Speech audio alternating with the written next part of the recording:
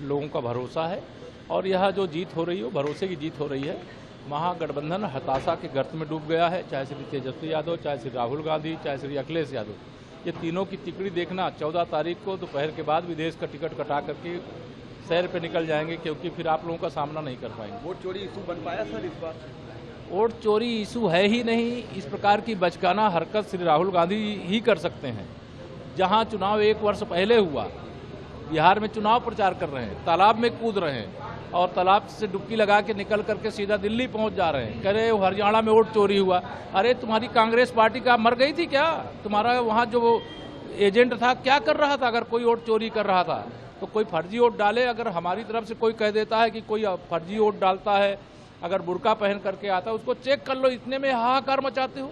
आप भी चेक करो। अगर भाजपा की ओर से कोई फर्जी वोट एक भी डालता है तो उसको चेक करो, उसका विरोध करो, उसकी व्यवस्था है।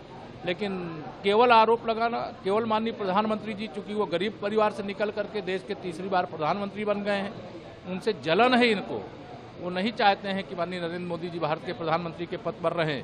वो अपने बाप की जागीर समझते हैं, लेकिन जनता ने फैसला कर दिया। ये लोकतंत्र की ताकत है।